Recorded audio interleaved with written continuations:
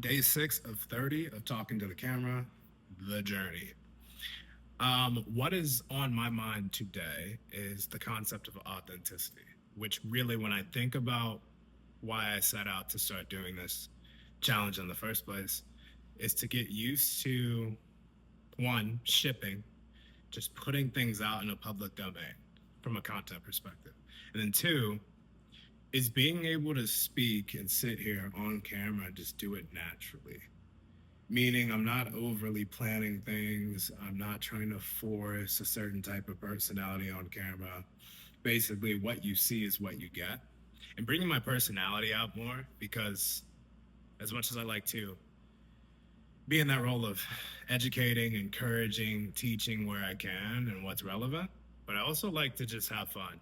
My true philosophy in life, or one of them at least, is never taking anything too seriously. I actually find it almost enjoyable to when I notice someone who's just like way too caught up in their head, or they're overthinking something, or letting something really get to them, as far as no matter how trivial it is, it could be really small, maybe something on a tad larger scale within reason. Just noticing like, hmm, why why are they interpreting this thing in such a devastating perspective? Like what's causing you to go there with your emotions? Why are you allowing it to affect you in that way? And I think about that because everything that's happened to me, I've had some bad stuff happen, physically, emotionally, spiritually. But when I look back at those things that have happened, they've all happened for a good reason. The physical stuff's different because I've had like what 4 surgeries in my life. That's a different conversation. But I am a firm believer that everything bad that's happened to you is genuinely a lesson you can look back on.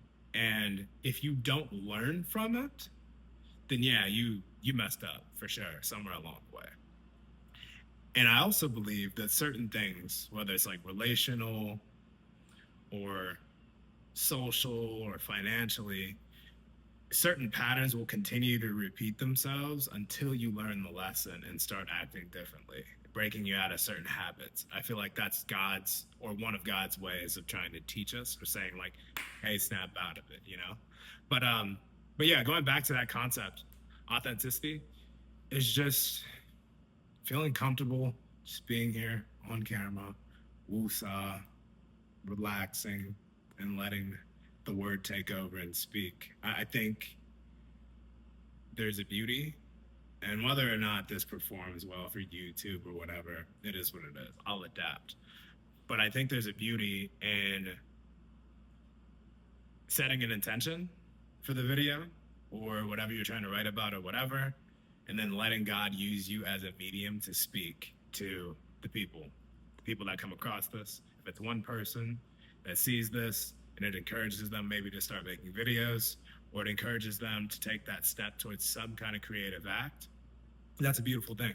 Because in the beginning, God created the heaven and the earth, and God created us in his image. Genesis chapter 1, it speaks on that.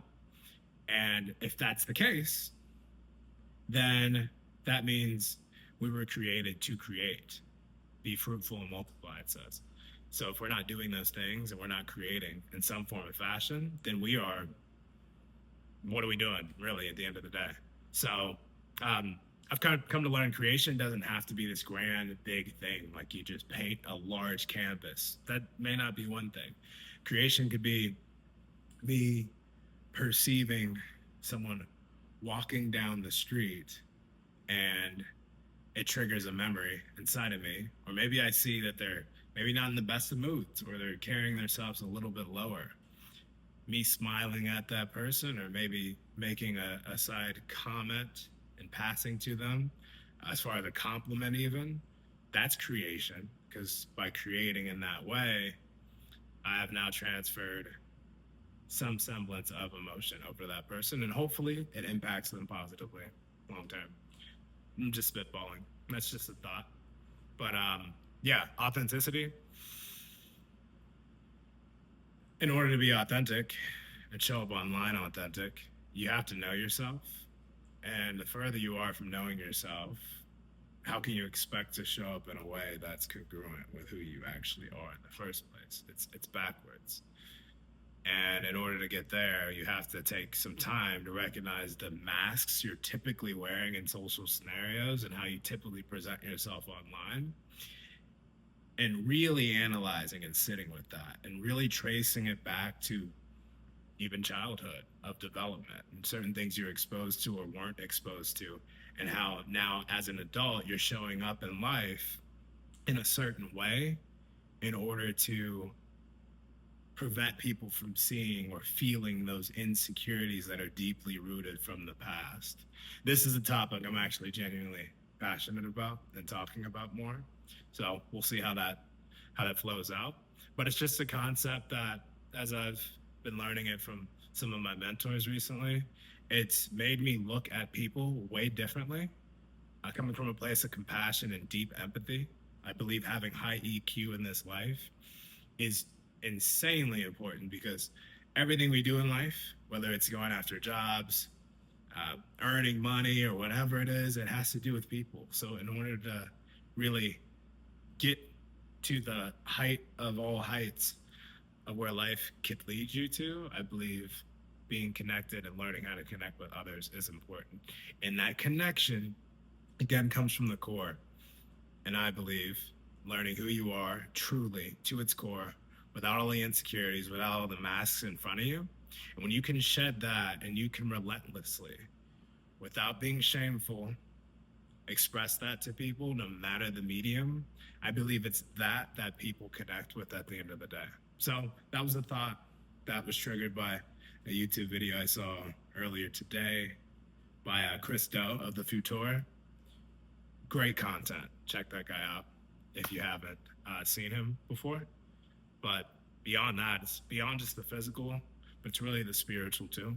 And that wraps up day 6 of 30 of my talking to camera journey.